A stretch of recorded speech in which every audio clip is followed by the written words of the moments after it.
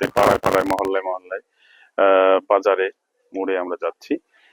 আসলে 17 বছর যেহেতু ভোট দিতে পারেনি, সেই কারণে মানুষ আসলে উদ্গ্রীব। একটা ভোট উৎসব হবে আশা করি।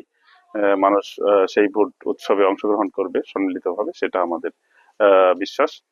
দ্বিতীয়ত, যে আমরা যেটা জনগণকে যেটা বলছি সেটা হচ্ছে দীর্ঘদিন, বিশেষ করে ফুলবাড়িয়া আমি যদি বলি, ফুলবাড়িয়া একটা সমস্যাই, প্রধান সমস্যা, সেটা হচ্ছে রাস্তাঘাট।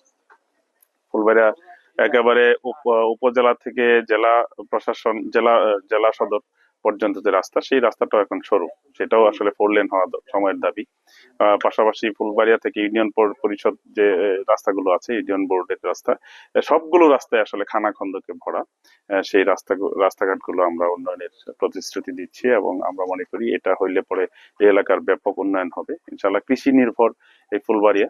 আমরা বিশেষ করে লেবু, আনারস, পেঁপে, কলা, এগুলো, হলুদ, লাল চিনি আপনি জানেন, তো এইগুলোর উৎপাদন হয়, বাট এগুলোর বাজারজাত করণ যেটা, এটা একটা বড় সমস্যা। সেটা আমরা আশা করছি আমরা যদি দায়িত্ব পাই তাহলে ইনশাল্লাহ এটা আমরা বাজারজাতকরণের ক্ষেত্রে আমরা ভূমিকা রাখবো।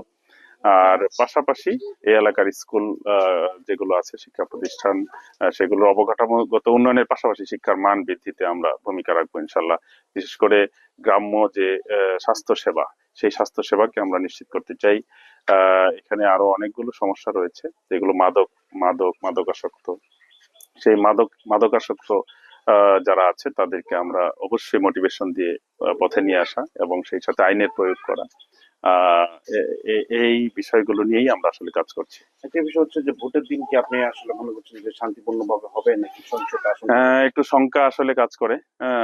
আমরা আমরা শঙ্কিত এই জন্য যে এখানে একটি প্রার্থীর পক্ষে যেটা দেখা যাচ্ছে, যে বিগত সময়ে সন্ত্রাসী যারা আসলে সন্ত্রাসী কায়দায় ভোট দখল করেছে, তারা একটা স্বতন্ত্র প্রার্থীর ব্যানারে আসলে কাজ করছে। আমরা আমরা আশঙ্কা করছি যে তারা একটা সন্ত্রাস সৃষ্টি করতে পারে। ইতিমধ্যেই তারা হুমকি ধমকি দিচ্ছে বিভিন্ন জায়গায়, বিশেষ করে 2-1টা ইউনিয়নে আমরা খবর পেয়েছি যে আমাদের কর্মীদেরকে হুমকি দেওয়া হচ্ছে।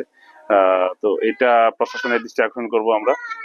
প্রশাসন যদি পূর্বেই এর ব্যবস্থা গ্রহণ করে তাহলে অবশ্যই জনগণ সহ আমরা মনে করি এই প্রতিরোধ করা সম্ভব হবে ইনশাল্লাহ।